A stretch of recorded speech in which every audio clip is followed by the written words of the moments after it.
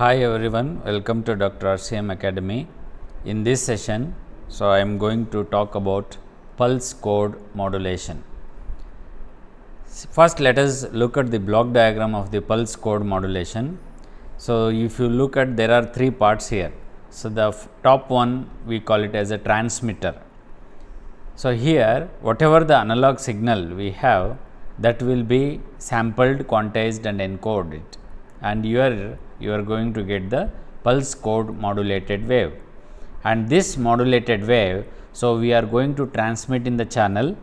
So, in the channel, so we will have a regenerative repeaters. Finally, at the receiver, you will have one more regenerative circuit, then you are going to get back the original signal what was there generated at the source. So, let us explain this block diagram in detail, okay, taking the transmitter first. First, let us look at the PCM transmitter. So, any source if you consider, generally and practically they are continuous in nature. So, this continuous signal first has to be discretized or digitized. Before that, so we are going to pass it through low pass filter.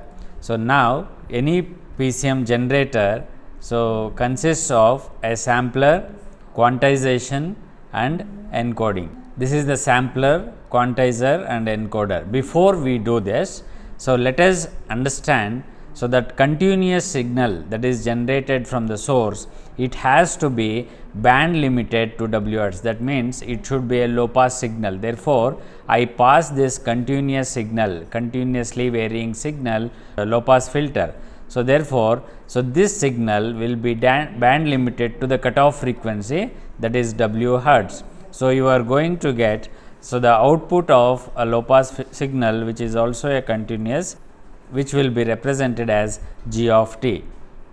So, now since this is a continuous signal, the first step in the transmitter of PCM is sampling. As we know, sampling means discretizing the continuous signal. I will take a continuous signal and the output of this will be discrete, that is samples of those signals.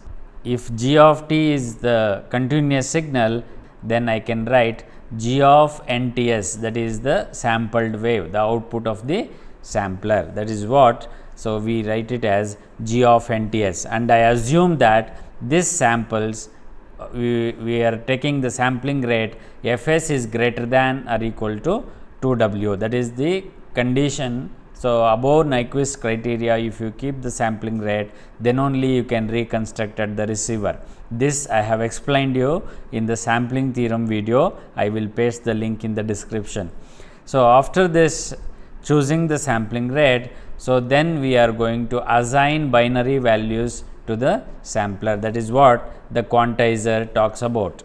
This sampled wave, so what we get, the discrete wave, so has to be assigned some binary values. So, the quantizer does the same. So, if you have a sampled wave like this, so each amplitude level should be assigned a binary values. So, this value, so whatever you are getting at the output of the quantizer, so we call it as a digital. So, from a continuous signal at the output of low pass filter, we have discretized by using sampler. After discretizing, so we have converted into digital, discrete to digital, that is assigning binary values to your sample values, what the quantizer does. However, so during this mapping of binary data to the sample value, so there may be an error introduced. Okay. So, about the quantization error also, so I have made a video and that may be posted in the link. So, now this binary data, before I transmit it to the channel, I encode it, that is mapping one form of the binary data to other form. So, I will map the one form of the binary data to other form and represent in a represent by using line codes, so which will be possible to transmit in the channel. This is about the transmitter of PCM. So, finally, the encoded data I can transmit in the channel. So, let us look at the channel now. So, till now, so we have completed how your continuous data can be digitized, and after encoding this data, whatever we get it, I call it as PCM. Now, after the coded data, so generating the coded data, I will transmit this in the channel. So, what does this part of the block diagram talks about the transmission channel of your PCM. So, what is done in the transmission channel? Let us look at. As we know, as indicated in the previous slide, so it is in the channel. So, you get the PCM signals gets distorted. So, those signals, so it has to be regenerated, that is the output of PCM. Since the noise is added in the channel during the transmission, it is necessary to regenerate the PCM signal before it is lost completely. So, as it is propagating in the channel, so what happens? The noise gets added. So, when the noise is added, what happens? So, the signal gets distorted. So, noise keeps on adding, signal gets distorted. If the signal to noise ratio goes some below some threshold level, it cannot be detected at the receiver. Before that, I have to regenerate it. So, that is what the importance of regenerative repeater. This is the block diagram of regenerative repeater. What does this consist of? This consists of an amplifier, equalizer, as shown in the block diagram. So, you have an amplifier and equalizer. So, apart from that, you have a timing circuitry and decision making device. So, all together I call it as a regenerative repeater, and let us see what is the importance of each block and how it can be regenerated. Since we have the first stage of the regenerative repeater is amplifier. So, when your signal is attenuated in the channel, so first thing what we need to do is we have to amplify it, magnify it, for which so we are using the amplifier. Next we have an equalizer. So, equalizer, since so whenever the noise gets added, the shape of the signal, so I have transmitted 1 and 0 like this. So, but the shape of the signal may be lost. So, shape of the signal may be lost. So, if the shape is lost, so I can regenerate the shape or reshape the signal by using equalizer. So, equalizer reshapes the signal, amplifier boosts the signal. Okay. So, with this, now I have to generate ones and zeros. So, where the timing circuit will give you, so what is the bit interval of each, that is bit 1 and 0. So, taking the time interval from timing circuitry and the reshaped sample from this amplifier and equalizer. So, decision making device, so is going to make a decision. So, this part, so I am going to make a threshold value. So, if this threshold value, so or the input signal whatever it is getting for the decision making, if it is greater than threshold, so this will be detected as 1. So, if it is less than the threshold, it will be detected as 0. This way, so your regenerative repeater generates or regenerates your PCM wave. Now, the output of the regenerative repeater will be same as the PCM output at the transmitter.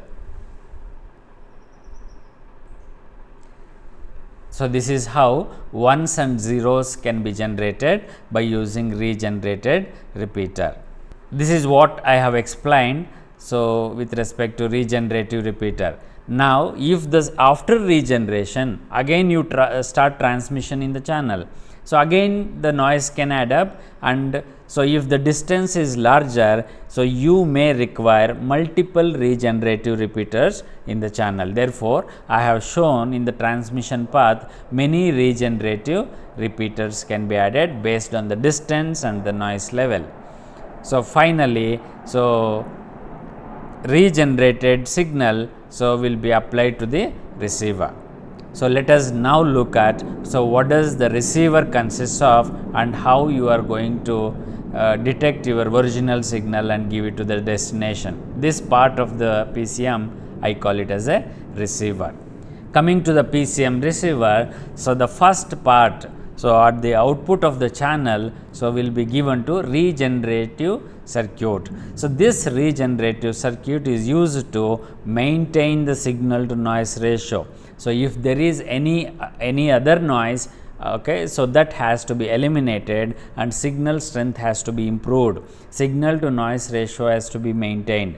That is done by the regenerative circuit. So, after this regenerative circuit, whatever the signal you are getting, it is binary, zeros and ones. So, which is same as your PCM.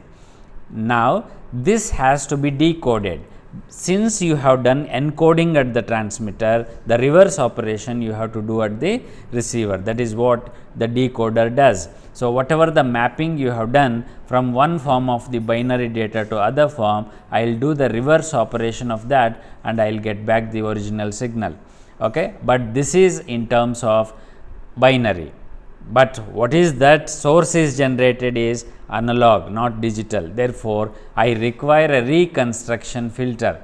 So, reconstruction filter converts your digital data to analog.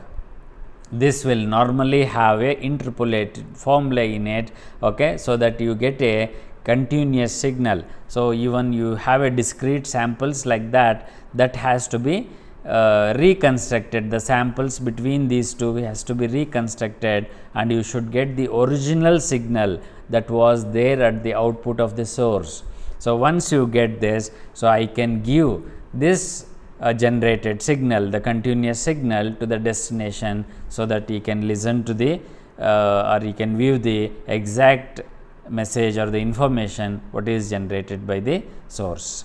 So, thank you very much for watching the video. If you are not subscribed, kindly subscribe to the channel and let me know any relevant videos if you require, so that I can post it. So, thank you very much.